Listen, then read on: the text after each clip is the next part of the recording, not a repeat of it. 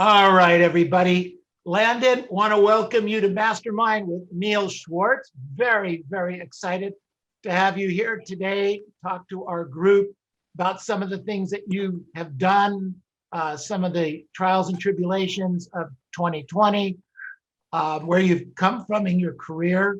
But if you could give us a real Reader's Digest version of it briefly to kind of get us started here today. For sure. No, thanks for having me. I appreciate it.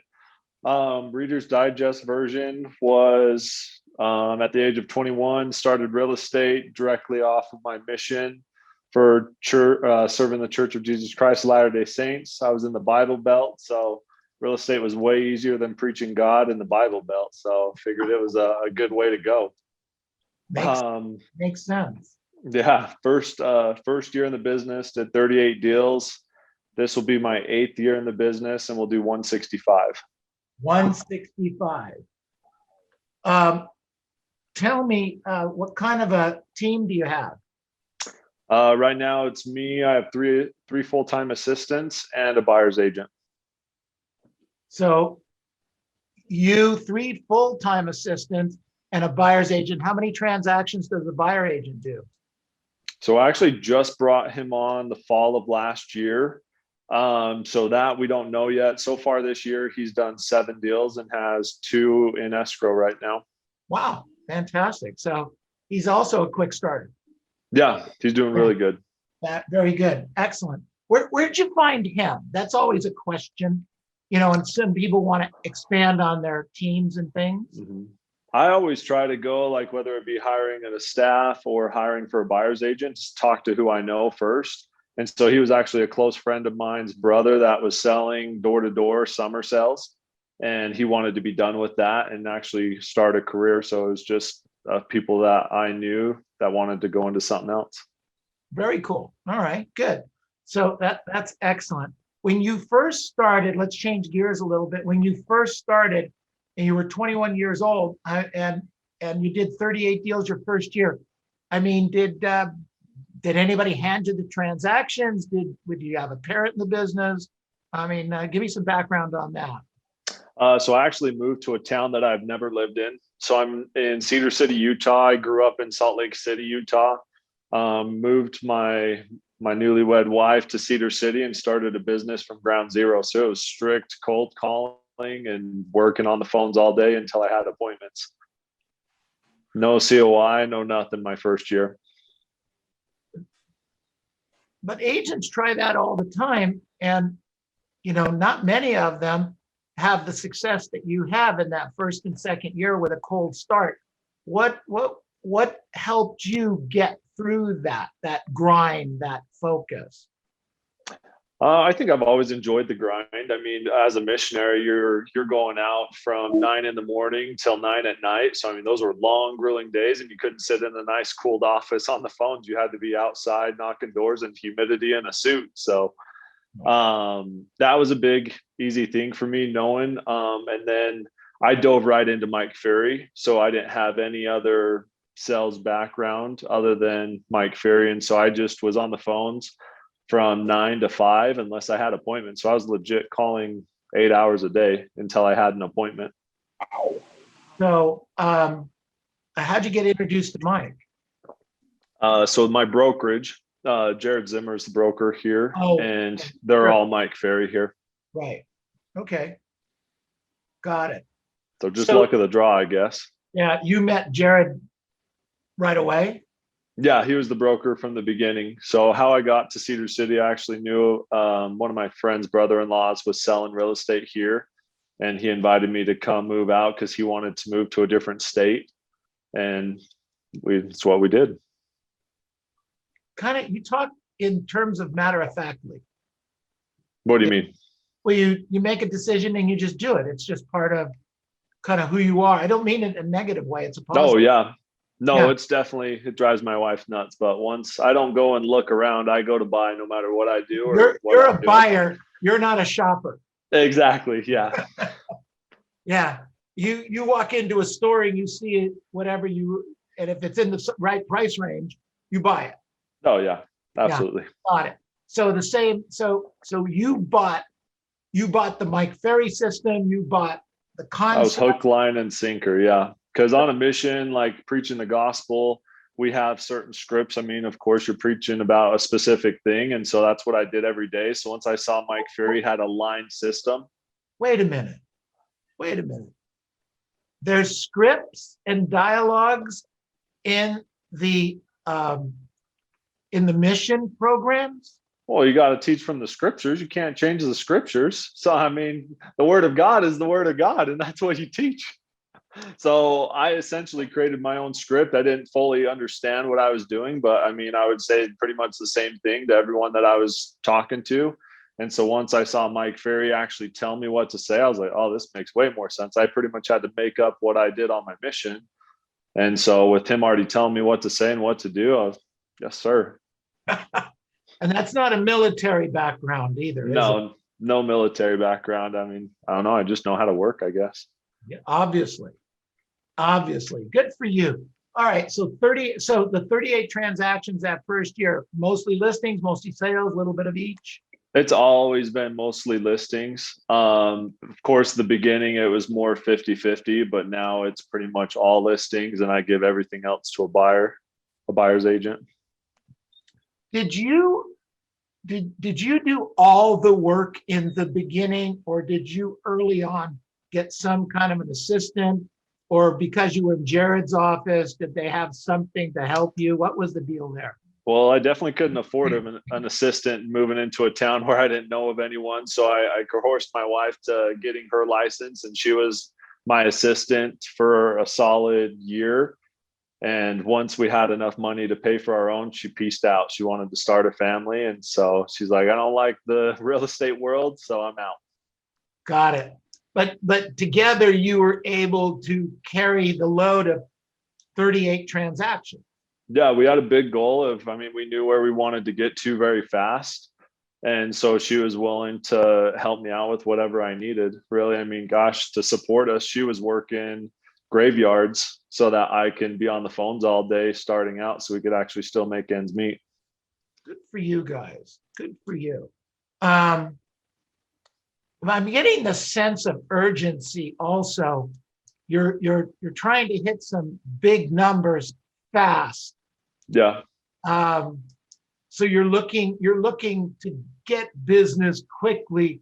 You're walking fast, you're dialing fast, you're talking fast. I mean, that's kind of where you come from, right?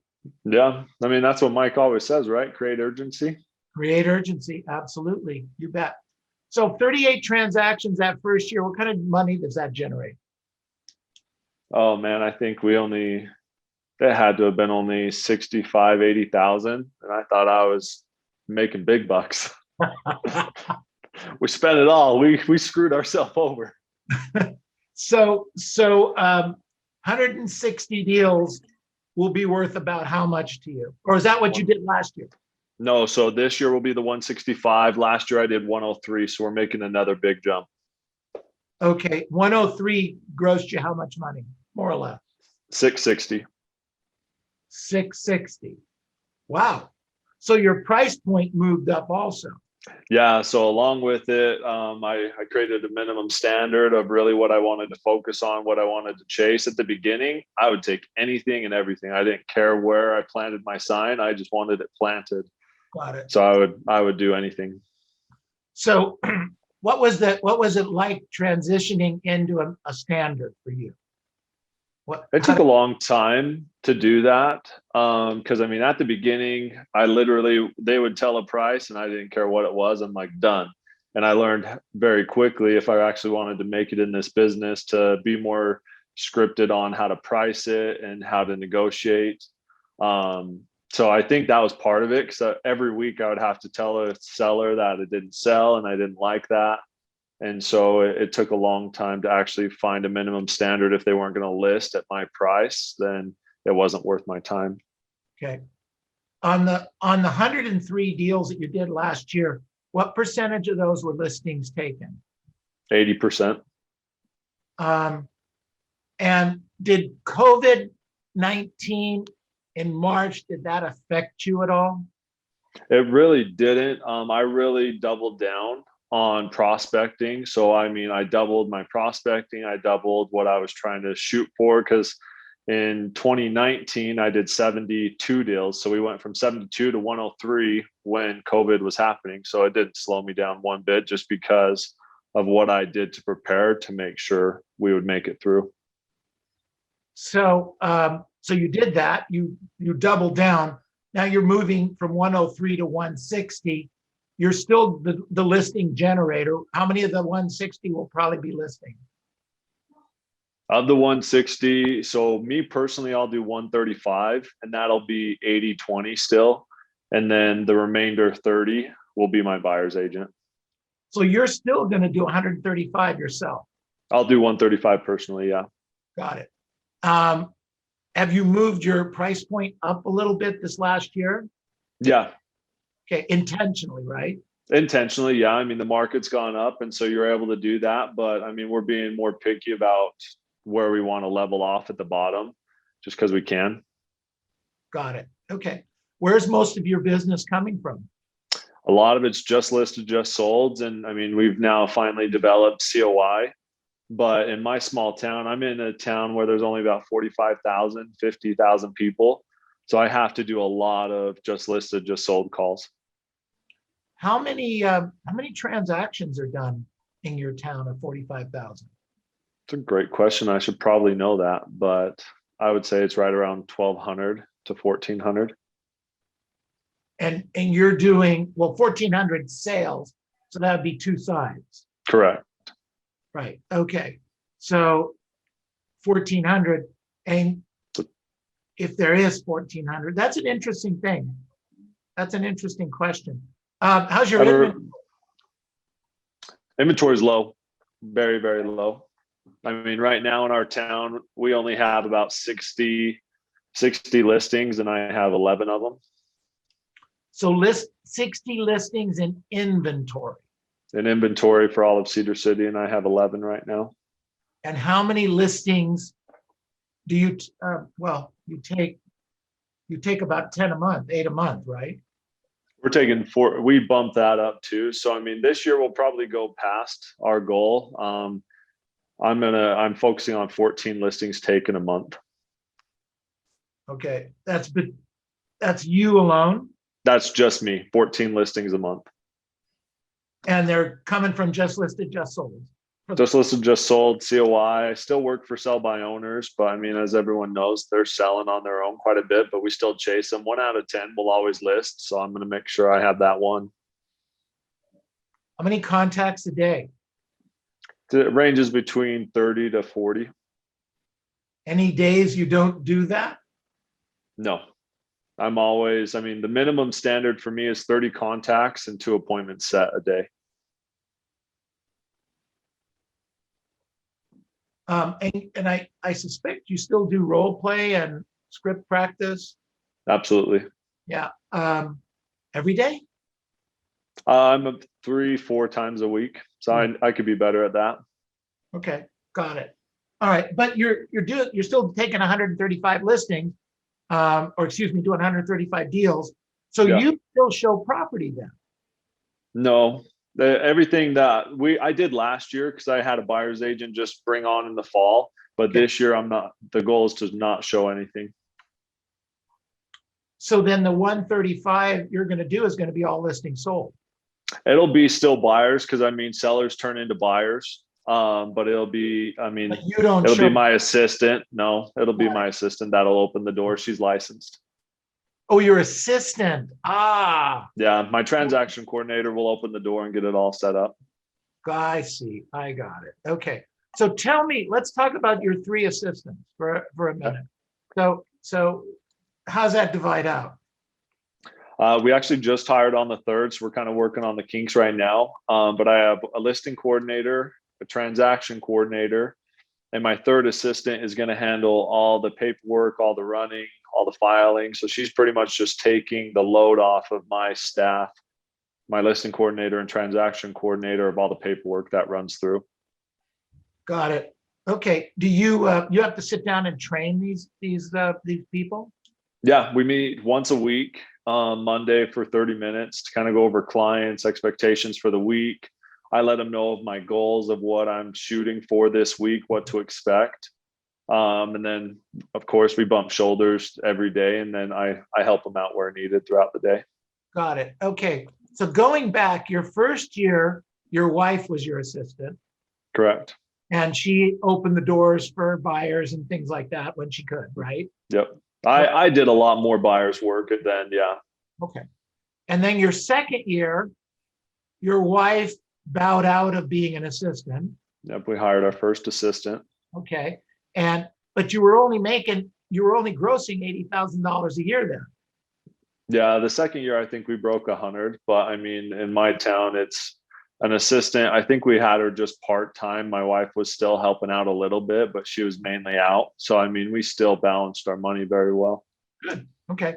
And so when did you get the first full-time assistant? I would say that would be the beginning of my third year. Beginning of third year. Okay. And you've been doing this 6 years, right? 8. So I started in 2013. Okay. So 2013, you did 38 deals. In 2019, you did 103 deals. Last year was 103. 2019 was 72. So 2020, right. Okay. 2020 was 103. I try to forget that one. No, you're good. Yeah. That was a good year for me. So although, I mean, yeah, we had the COVID crap, but it was a solid learning year for me. So I'm going to keep that one in my pocket. All right. Good job. And now 2021 is going to be 165. Correct. So you ramped up very nicely. Yeah, we were very, very lucky, but I mean, a lot of it was hard work that I was preparing for over the years. No, it's clearly a lot of hard work.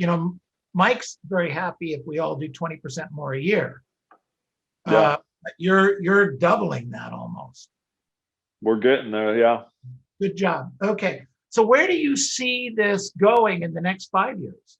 It's a great question. I mean, where I'm working with my coach right now, I'm debating whether I want to keep it lean and mean or start hiring more buyer's agents and do the team. So I don't know if I could fully answer that right now, but I do know I'll at least have 2 buyer's agents, and then I'll decide if I want to grow it from there or not.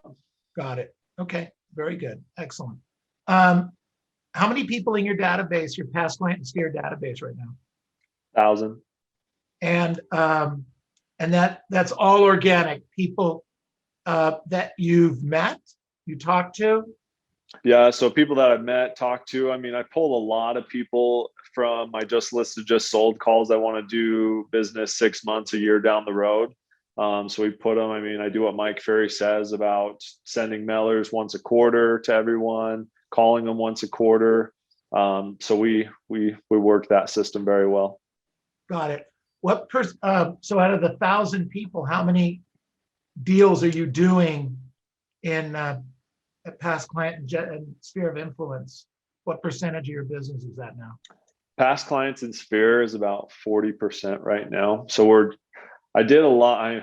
I was terrible at the beginning because I moved to a town where I didn't know anyone. So I did not work a sphere for probably 3-4 years into my business. And so I had to do a lot of catching up on actually keeping and working a sphere. And so we're finally seeing some benefits. So it'll probably get better over the years now that we're actually working it. Good. That's excellent. Very, very good. Are you open to taking some questions? Yeah, absolutely. All right. Good job. Questions for Landon. Please. Hi, Landon. It's Karen Myatt.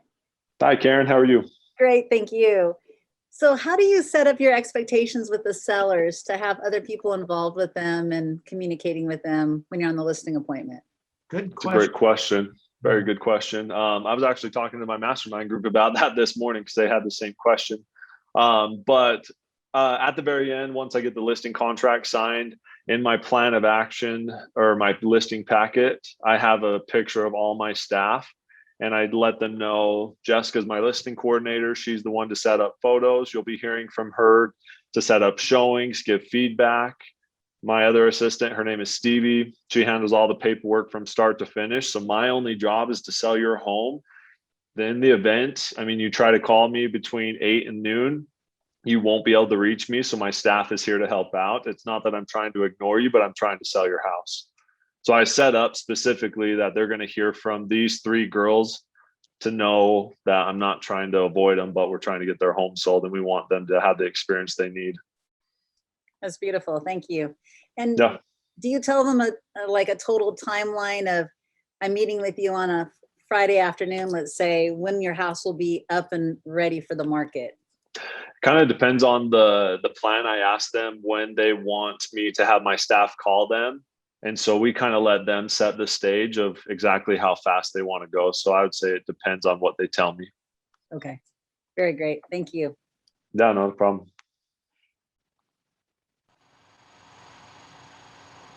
Landon. Yes. Hey, nice to see you. Tess, how are you? It's been too long.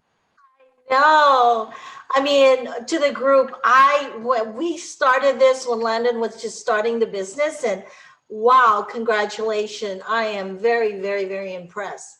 Thank So you. I have a question for you. When was it that you decided, because I know you, obviously, I used to role play with you. When did you decide to say, okay, I am building a team? And when did that happen? And when did you decide that, okay, it's time for me to really grow? When was it? Last Okay. year, actually. So 2020, I mean, we made a big jump from 72 all the way to 103. That's why I hired the buyer's agent towards the tail end. And my coach at the time was advising me, you got to decide now. Do you want to spend more times on the phones or more times with buyers? Like I had to decide personally where I wanted to take this business, and I want to see how far I could take it. So, I mean, to answer probably Neil's question, in 5 years, I'll most likely have a team because I just want to see how far I could take this. So it was me having that personal conversation with myself is how big do we want to grow? And can my customer service still remain at a high level with just me and my staff, or do I need to invite more people on?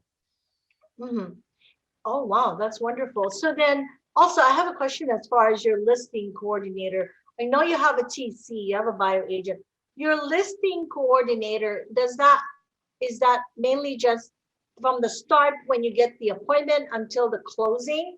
Or what is exactly the listing coordinator's job on your end? I'm just You curious. kind of cut out there. I don't know if you cut out for everyone. So you just want to know her job, her role? Yeah, as a listing coordinator, what does she actually do for you? Okay.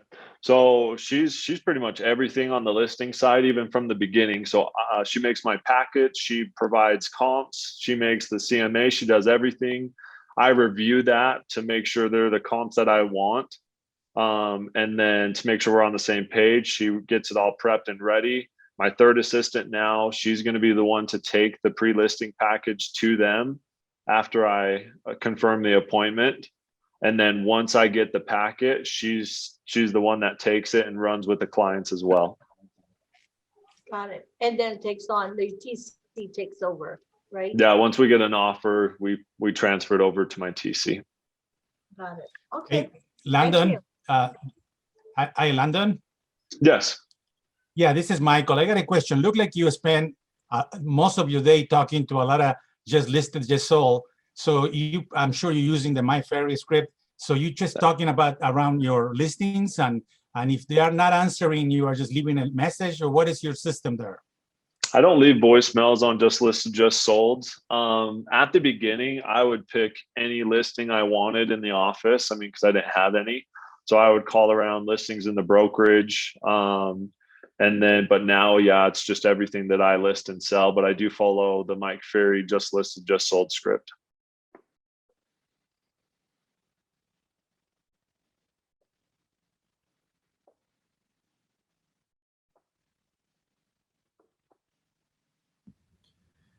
Neil, were you trying to talk? I think you were muted. Yeah. Yeah, I'm sure you're saying a lot of really great things, but we'd like to hear the group or hear from. What I was saying, thank you. What I was saying is that's an interesting thought, that you just use the script and don't modify it much and just make the calls. kind of what I think I'm hearing here is that you make sure you do the work every day, every work day. Is that correct? Consistency is everything. I mean, I wouldn't be where I am today. I mean, yeah, you see the 165 now, but it was years of grinding at 50 contacts a day and learning how to actually handle loads. And it was learning scripts. I did what Tony said on, I hate writing down scripts. It makes me think of school. I dropped out of college because I hated writing. So I verbally said all the scripts an hour a day. So, I mean, there's a lot of different things that I had to put into to actually get where I am today. You mean you're not an overnight success? Oh yeah, no, just 8 years. Good job. All right. Other questions for Landon? Great stuff. Great stuff. Who we got next?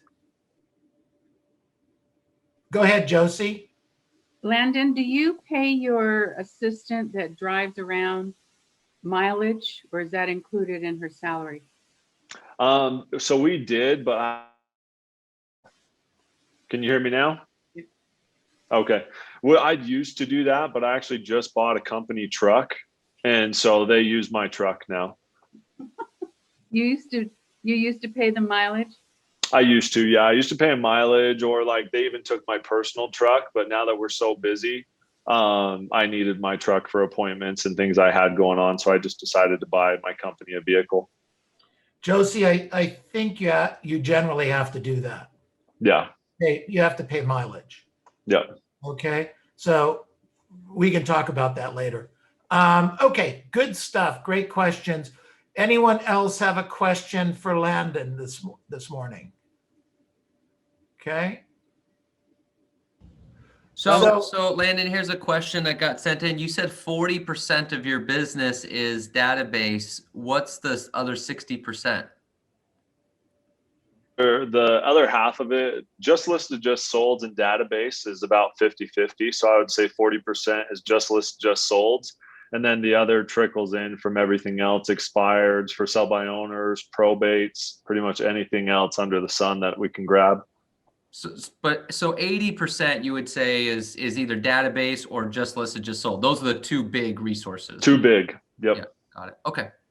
Good. Hey, Landon, when you said that you make the calls in the morning and just listed, just sold are your main, source, I guess you get a lot of that. Did you find most of the people home, or call them? You get, maybe I don't know, different other phones, or how did you get in touch with them? Did you get some people not home? I'm sure. Oh yeah, absolutely. I mean, you're going to run into that, but I mean, I average 12 contacts an hour doing just listed, just sold. That's really all I care about, is making sure you're getting 10 to 12 contacts an hour. That doesn't surprise me. Everybody else is getting 8 to 10, and Landon is getting 12. You're just moving, man. Got to. Fish are running. It's time to fish. You're right. You're right. I love this. This is great. Michael, you had a question? Yeah, and I was just gonna ask Landon, how do you stay motivated and keep your standards so high? Oh man, that's a great question. I mean, a lot of trial and error, to be honest. I mean, that was a big thing I had to work on a lot, but I would say in 2020, once COVID hit in March, I mean, you pretty much had to push up or shut up type deal. And so I think 2020, the reason why I love 2020 so much, even with what happened, it was just a big growth in my mindset of, I believe in me and I believe in what I can do. And that's really why we're shooting up right now, is because now that I've put in so many years of reading books, saying affirmations, I mean, I still do those things, but I think the belief and confidence in yourself is really what's going to carry you over the years. Awesome. Fantastic. Other questions for Landon? New Sasha. Go ahead, Shasha. Hi, Landon. Thank you. Hi. Great. Yeah. Yes. My question is the follow-up. How aggressive follow-up you do? Because that's the thing that I think I need to know more. Because sometimes I call back a few times. They said they're interested. I call back a few times, and they're not answering. What do you do with that? Keep calling until you answer, or drop them at the third call, or what? I mean, everyone's going to have, you got to kind of set your own standard. For me, as long as, I mean, they haven't told me no, I'm going to chase them. And so, I mean, I've messaged people on social media. I go to their door. I call at 3 different times during the day. I call right before I get home. I mean, I'm always home by 6:45 for dinner. So I make one more call as I'm pulling into my garage to see if I could reach them later in the evening. I mean, you got to be super aggressive with lead follow-up, especially now, just because they know a ton of agents. There's so many agents now in this world. It's not even funny. Any special message that you leave when they're not answering the phone every time you call like that? I always try to give them a real estate update to let them know, hey, we just sold this home that was very similar to yours. It was 20,000 over asking. It only lasted like 2 hours. Like, you can do anything right now with what you've done or what your company's done, because there's just too many deals going on right now. Okay, great. So you always leave with Always the, try to bring value. right. Okay, got it. Thank you. Can I ask Yeah. you a question? Go ahead, Abigail. Do you leave a voice message every time you try to get a hold of them? No. Okay. Because especially if I call them in the morning, I mean, you can't leave 3 voicemails throughout the day. So I mean, you got to kind of pick and choose wisely of when you're going to do that. And so typically I only leave the voicemails at the evening time if I can't reach them. But if I can't reach them for a couple days, I'm going to go to their door. I just took a listing yesterday because they were dodging me. I thought something happened, but they ended up hurting their knee, and they were down and away from the world. So you got to do anything you can to get leads right now. So you've never gotten anyone who has said, "Oh gosh, it's a little bit aggressive that you're showing," or like, "What are you doing?" That's my biggest fear. That someone's gonna say, "What are you doing at my doorstep?" You know. I mean, the amount of listings I've lost versus taken, it doesn't even matter to me. You're going to have some people that are going to say that, but 9 times out of 10, if you're really coming out of a genuine, I care about you and now's the time to sell, they're not going to push you away. But I've had more people tell me, I love your lead follow-up and I love your aggression, to where I'm going to hire you, versus you're way too much for me. Abigail, don't be the amiable I am. Go after them. Chase them. Right? Please. Good job. All right. Other questions for Landon, please. I think there was something that popped up in whoever's typing. I don't know how to access those, Neil, but. Oh, this is Sylvia asked, what do you say when someone says, why don't you sell your home? Do I have that right, Sylvia? Why don't I sell my home? Why don't you? Yes, I got that the other day. They said, I was asking them if they knew, and then if they were interested in selling their home, and their response was, "Why don't you sell your home?"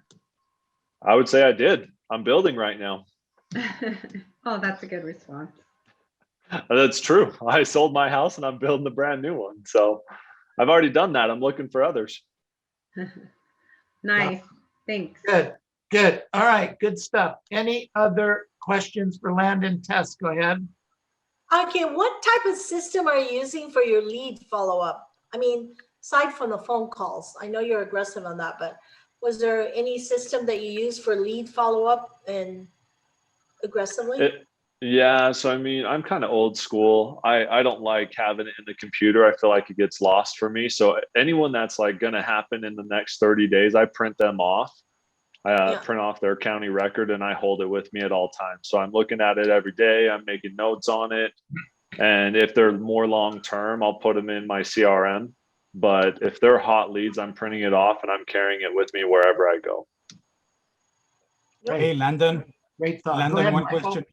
Yes, I want to ask him a question. When you started as a young, minister, or what you were doing your Mormon thing, and you know what you need to do all day long to, door knock and ask people questions. How did you adjust to that discipline? I'm sure you didn't have it from the beginning, or was something that you had to build it up, or how did you learn to do that? I mean, I think it's just consistency, really. I mean, let's be honest, being on the phones all day long is not fun. But that's why, I mean, you kind of got to pick and choose your goals and how bad do you want it. I knew I wanted to see how bad I could get. Kathy Anderson always ask me like, how far can I take this? And that's kind of what's been my biggest drive, is to make sure I can see how big I can get and how far I can go. So it's more so understanding you're going to have bad days, but making sure you don't let those bad days turn into bad weeks and bad months. I know, I understand. That's a good thing you said. But when you started in your religious thing in the beginning, when you were young, how did you develop that discipline? They throw you right into it. I mean, you leave your family. I lived in Kentucky for 2 years, didn't know a soul there. So, I mean, they kind of throw you right into it. And I guess that's probably why I moved to Cedar City. I didn't even think about it, but I didn't know anyone here. So I kind of like being thrown into it. You got to just throw yourself in the fire and make it happen. Landon, Good point. Landon, how many, when you were on your mission, and I don't know if you guys counted the numbers, but how many no's a day do you think you got? You're out all day from 9 to 9. I mean, I did not count those, but I mean, we did count kind of like what we do here in Mike Ferry. And that's why I kind of like it is, I mean, I counted how many people I talked to in a day. I counted how many people that said, yes, I want to learn more, talked about how many people, or counted how many people we baptized. So don't focus on the no's. I mean, you're going to get those, but focus on your wins. Got it. Good stuff. Armin, go ahead. Landon, thank you.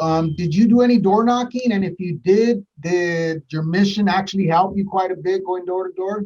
Oh, that's all we did was door knock. No, when you started doing real estate. Oh, real estate. I've honestly never done door to door cold door knocking in real estate. I just think that's a waste of time, in my opinion.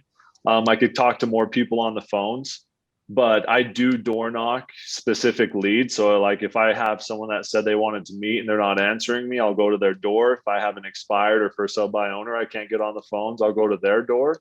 So it's not door to door for me. It's more, I'm going to drive and spend 2 hours going to people that I haven't been able to get on the phones. Great. Thank you.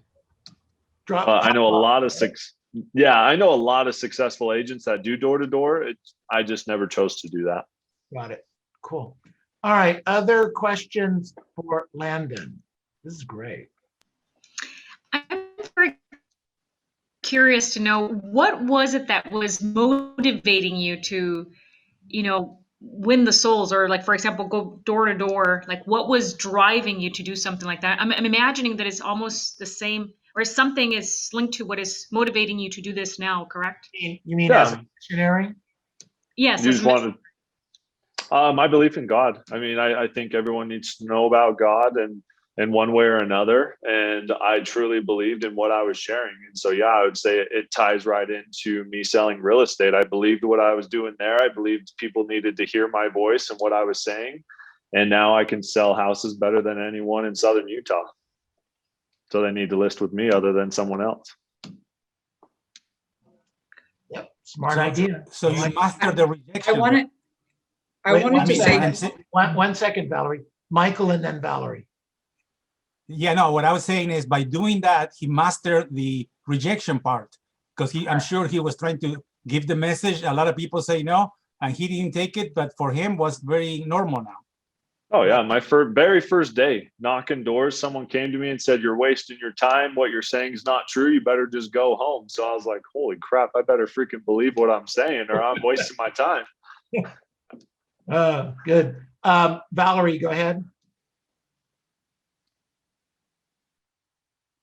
I just wanted to say thank you for that sign in the back of you that says "Stay hungry and stay humble," because those two things are a little bit opposite, but they do work together, and it makes plenty of sense. So, thank you. Good. All right. Other questions for Landon? This has been great. Anyone else to wrap this up?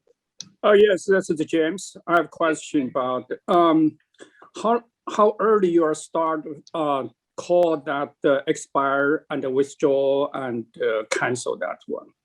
What time you started? How early then? My day is a lot different. I mean, you guys are in a very big city. I'm in farm country, so I mean, to get people, I could probably call at 10 o'clock and still be the very first person here. But I start prospecting at 8 a.m. my time. What I would recommend for you is always try to be the first person. So, I mean, whatever time that is for you, do it. But I could do it at 8 o'clock and still be the very first person. Got it. Thank you so much. Good. Mm-hmm. Okay, good. Good question. Okay, unmute yourselves, please. Unmute yourselves. Let's give Landon a big hand. Woo! All right. Yeah, thank you. Great stuff. Robert or Miriam, can you guys post Landon's information in case anyone's got a referral that they want to send him? Perfect. This has been really good. Landon, what we tend to do now is take a few minutes and go around and ask what the agents have learned. I know you're busy and you may have to leave, which is fine, I understand it, or you're welcome to kind of listen in, either way. But yeah, about 7 minutes, I'll be all right. I want to thank you again. Everybody, let's give him a big giant thank you, Landon. Thank you, Landon. Thanks, guys. Thank you. Good Appreciate it. All right. Okay. So what do we learn today? What did we learn? Create urgency. Create urgency. Absolutely. Great thought, Abigail. All right. Robert, go ahead. You know, there's a number of things I wrote down, but the two things, Neil, you pointed it out right at the very beginning, is that he's just a get it done type of guy. Not speaking? It's okay, just get it done. Or as you said, you know, he's a buyer, not a shopper, but it's just, you could just tell he's just a get it done. And I actually put it in the chat box. The line that I think is just fantastic is when he says, you know, I'm not trying to avoid you. I'm just trying to sell your house. Right. That line that he tells sellers from 8 to 12, hey, that's a great line. So really appreciate it. All right. Good stuff. Good. All right. What else did we learn today? Go ahead, Josie. The fish are running and it's time to fish. You better have that in front of you, Josie. That's a legit thing. I know. Love it. All right. What else did we learn today? What else? What else? Go ahead. Hi, it's Jess. Okay, I think for him, he really studied his business and he created a minimum standard for himself. Yeah, absolutely. He watched pricing. Where do I go? I have to bump up the price. He really looks at where his business, and he grew. I knew him from before. So like I said, so proud of him. All right. Thank you, Tess. Good stuff. What else did we learn today, you guys? I like that speaker background have a make a hungry and make humble. Be hungry and be humble. Absolutely. Good. All right. What else did we learn today? I think you said it earlier in the interview where he's just matter of fact, you know, like it's just what I'm doing and it just is what it is. So that's great attitude to change your mindset a little bit too. There's no complacency in Landon. I don't feel it. Okay. Right. I feel that he has his goals, he has his drive, he's on a mission, and he will not be denied. Most of us, you know, my goal is 20 contacts, and if I hit 17, it's not so bad. You know, I can do that, or my goal is to take 8 listings this month. And I got 7. You know, I can live with that. Not Landon. He might not hit your goal all the time, Landon, but boy, I'll tell you something. The world knew you were there to hit. That's right. Whatever it was.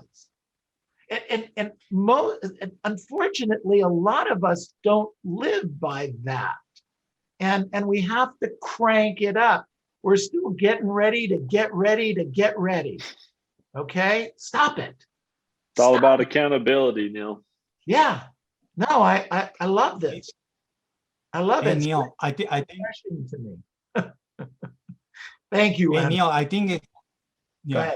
Go ahead. What I'm just saying, what I learned is easier when you just already come from a mission. He already got the build up discipline. For us, for many of us, like you said, we have many options because we have not learned that discipline. That's the problem. By having options, and they didn't have any options when they were in the field. So he built that thing before, and it helped him a lot.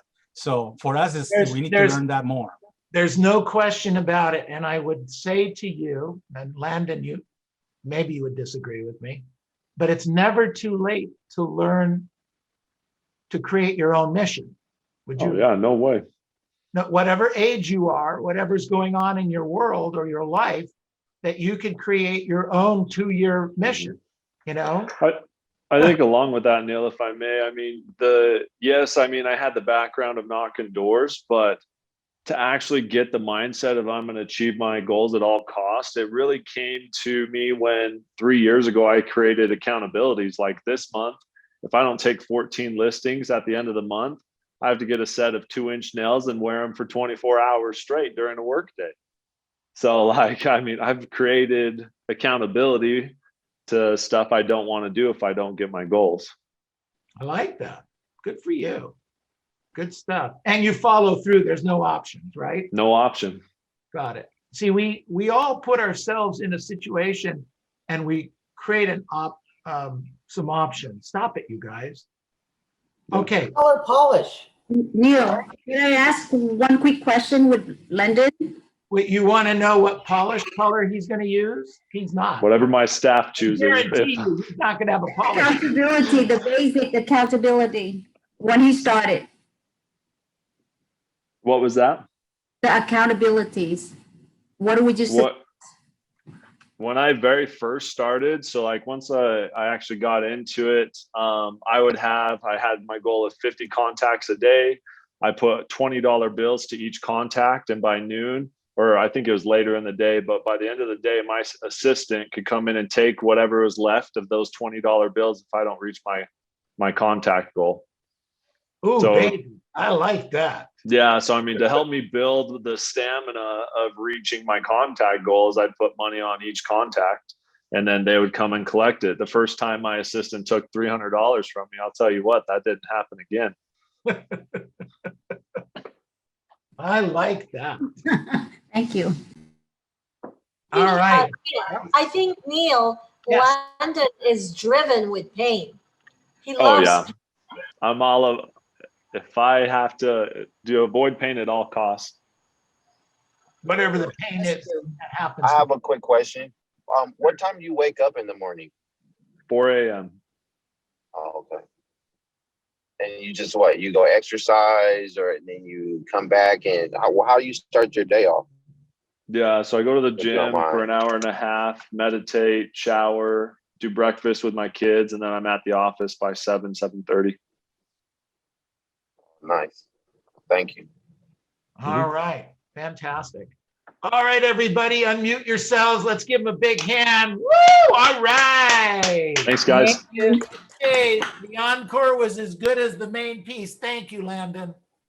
Have a good day, guys. All right, you too. Thank you. Keep up the good work.